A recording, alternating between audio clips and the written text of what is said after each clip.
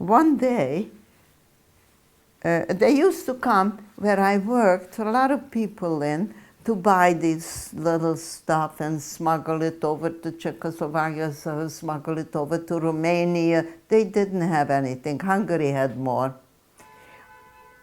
A guy comes in, a man comes in, and at that time, every minute when you met somebody, who are you, what's your name, where were you, did you hear of this one, were you together with that one? We were all looking for family. Maybe there was a chance that my brother survived, maybe. I knew it was a slim chance, or one of my cousins, or somebody. He comes in and starts asking, where do you come from? And which lagers you were in, and what's your name? And I tell him where I come from and what my name is. He looks at me, he says, are you crazy? You working here?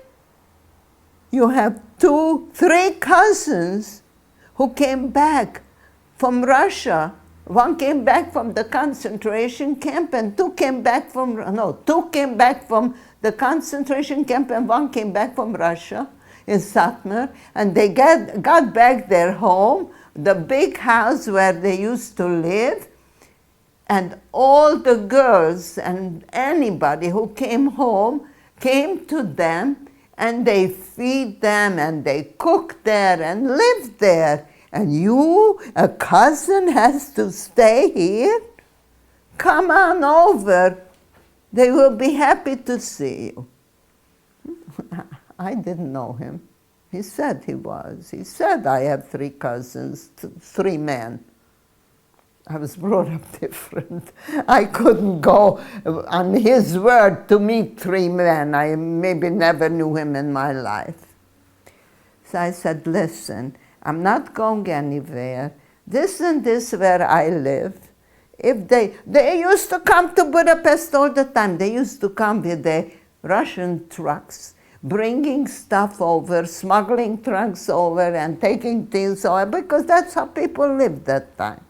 They have all the money and they have all the goods, and they come every couple of weeks and they live in the pension. They have everything there. So, you know what?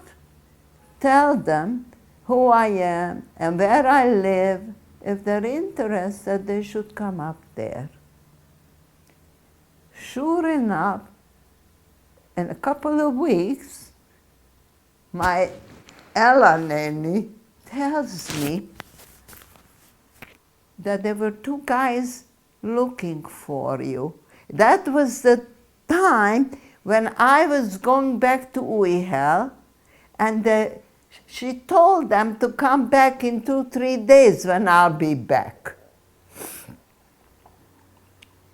But in 2-3 days, I don't know if they were there or not. I think they had to go back to Romania with the trucks, the business, you know.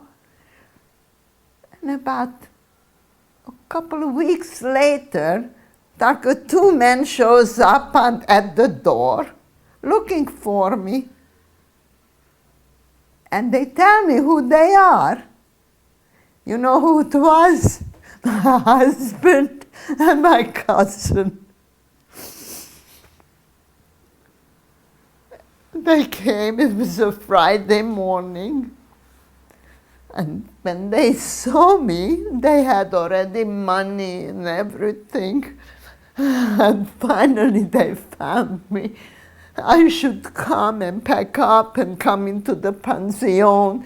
They will get me a room and plenty of food and everything, and they will take me back to Satmar where everybody is. I said, thank you very much, I can't go. They looked at me like I was crazy. Look, very nice that I found you. But I can't go with 2 men I don't know, where I never saw in my life. You're wonderful. I'm glad I found cousins.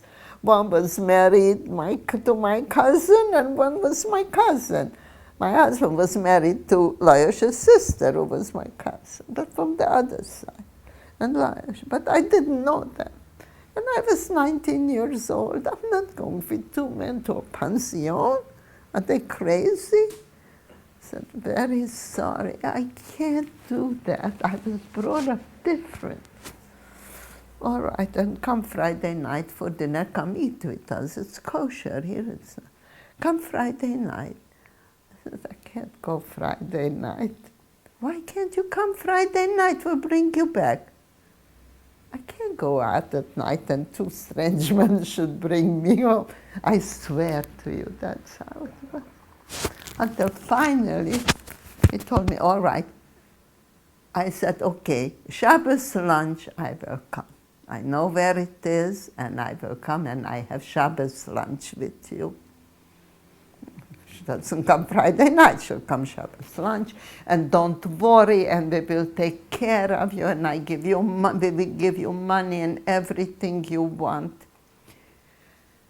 I come to this pension at about 11 o'clock in the morning, where I knew where they were, to have lunch with them. As I come in, the owner of the pension saw somebody come in and asking for Rappaport and Rosenberg. He comes out, he looks at me, he says, oh, a young woman, a young girl there. He started to yell at me. What are you doing here? Aren't you ashamed to come here and look for two men? Get out of here. We don't let in such kind of girls who come to look for a man here. Get out. And all of a sudden, the shul wasn't a shul, was a curtain where they were davening.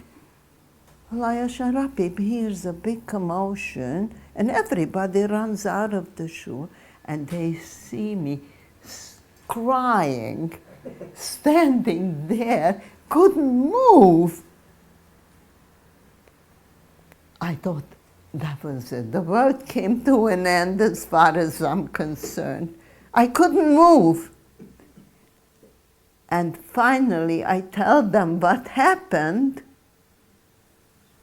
So they took me to the room, and don't worry, they told me. You don't have to stay here.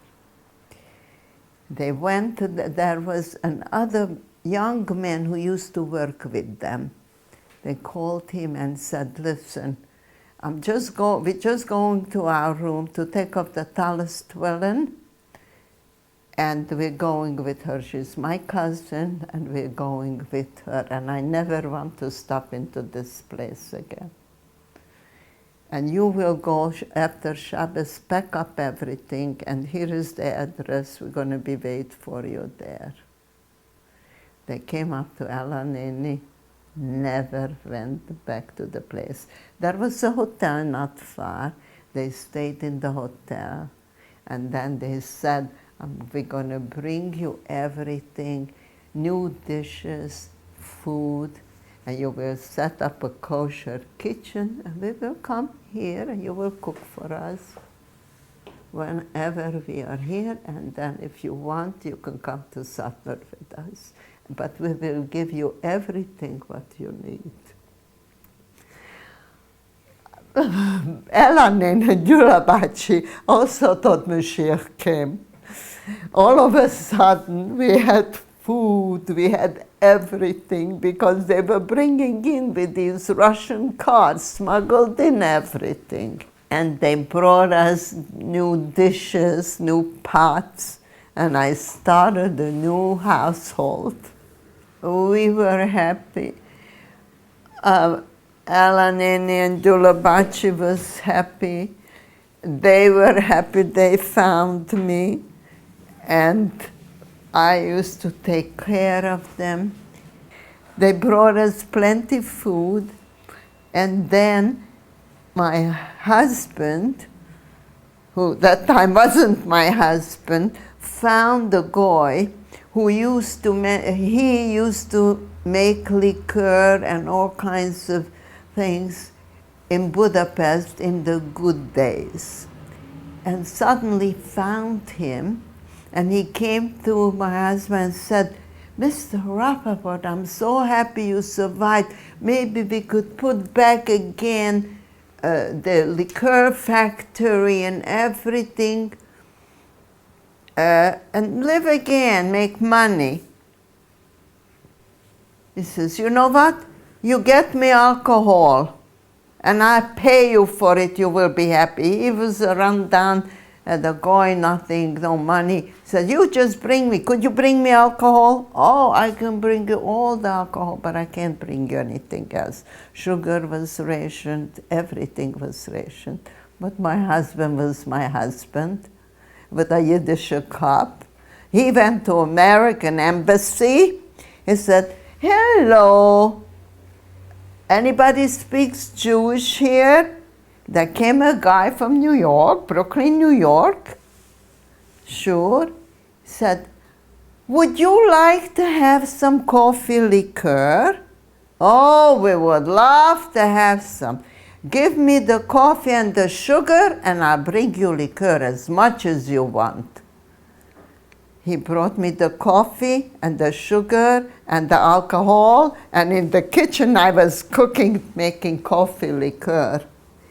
I can't tell you what a success that was. We just I couldn't cook enough. From morning till night I was cooking. In my bedroom, against the wall, was shelves and bottles put with coffee liqueur, sending them to the American embassy. My husband was schlepping them with lawyers to the American embassy. Money we had, they paid us with dollars. I had all the money, the boys were giving it to me because they were eating, I became a manufacturer for the American embassy.